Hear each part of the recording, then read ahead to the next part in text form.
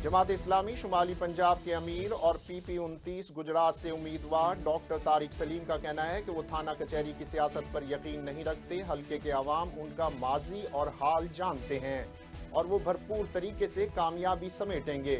इस हवाले से मजीद जानते हैं गुजरात से ब्यूरो चीफ मुकद्दस मलिक आवान से। जी, तफसीलात से आगाह कीजिएगा, क्या कहना है जमात इस्लामी के अमीर का?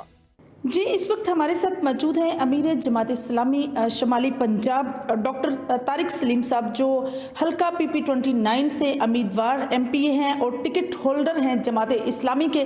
आइए आपकी मुलाकात उनसे करवाते हैं और बात करते हैं जमात इस्लामी के मैनिफेस्टो पर, और बात करते हैं वेलफेयर पर, और बात साथ ही करते हैं 29 में उनका स्पेसिफिक जो मैनिफेस्टो हो वो क्या है, वो आवाम के लिए क्या करना चाहते हैं। सर, आवाम को आगाही दीजिए, जिस तरह से आप उम्मीदवार MPA हैं PP-29 से, क्या मंशूर है आपका? मैं सबसे पहले तो स्पेशल टीवी का और इसके जो ज़िम्मेदार हैं अमीरुल अज़ीम साहब का और आप डॉक्टर मुकद्दस मलिक साहब आपका शुक्रिया अदा करता हूँ हमारे पास तशरीफ़ लाई। जमात इस्लामी का जो मंशूर है वो रोज़ रोशन की तरह यहाँ है कि जमात इस्लामी इस मुल्क के अंदर इंसानों को इंसानों की ग़ुलामी से निकाल कर इंसानों के रब की ग़ुलामी के अंदर देना चाहती। इस मुल्क के अंदर माशरे के अंदर जो है वो इस्लामी पाकिस्तान की बात करती है, सरसब्ज़ और खुशहाल पाकिस्तान की बात करती है। जमात इस्लामी इस मुल्क के अंदर ऐसा निज़ाम चाहती है कि जिसके अंदर शहरियों को यकसा हकूक़ हासिल हो।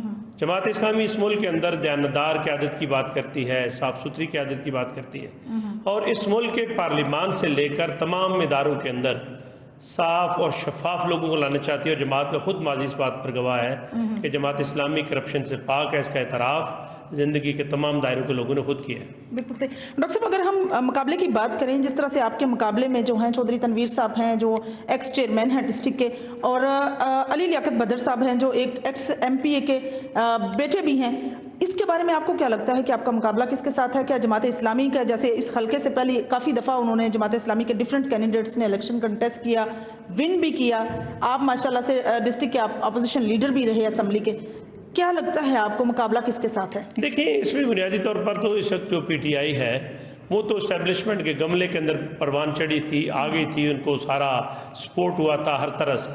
अब वो हालात नहीं है। फिर उनके लीडर का जो बयानिया है, जिस तरह उनकी ज़बानों से आग उगली गई है, वो भी लोगों को पता है। और दूसरी तरफ जो PDM की जमात है, उनकी नाकामी नविश्ता दीवार है। इस इलेक्शन के अंदर भी वो तजब्ज़ब का शिकार है कि इंतखाब के अंदर हम जाएँ या न जाएँ। और इस बात का ख़तरा भी मौजूद है कि पीपल्स पार्टी और मुस्लिम लीग नून के अंदर कहीं जूतों के अंदर दोबारा दाल न बटना शुरू हो जाए। जमात इस्लामी तो यकसू है अपने परचम के साथ, अपने निशान तराजू के साथ, खिदमत खल के बैकग्राउंड के साथ और साफ सुथरी क़यादत के साथ। तो इंशाल्लाह मैदान के अंदर जाएंगे। मैं माजी के अंदर भी बताया कि हमने असद गिलानी साहब ने यहाँ से इलेक्शन लड़ा, 27,000 वोट लिए। चौधरी निसार अहमद यहाँ बहुत थोड़े वोटों से आ रहे, और फिर हमारे टिकट पर चौधरी असलम कायरा इसी हल्के का कुछ हिस्सा था और कुछ लाला मूसा के साथ था, उससे MPA बने थे।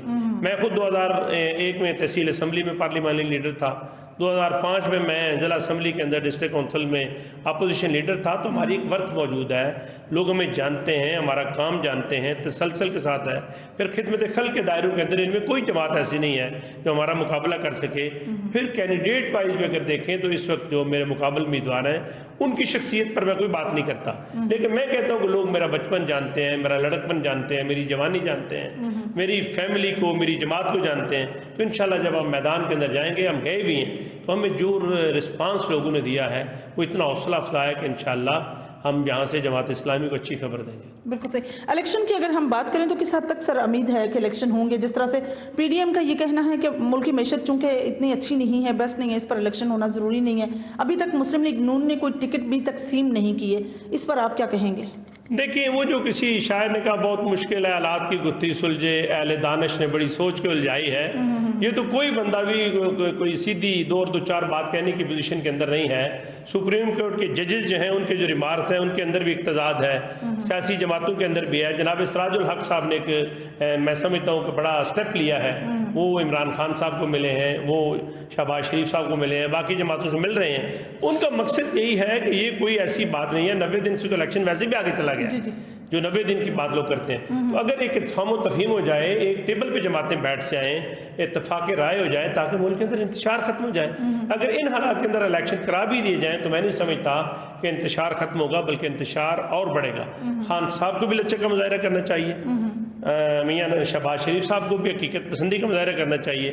اور جو بات سراج الحق صاحب نے کیا ہے وہ اس وقت پاکستان کے لوگوں کے دل کی آواز ہے, اور لوگوں نے اس پر ان کو تحسین بھی کی ہے, عدالت عظمیٰ نے بھی اس کی تحسین کی ہے.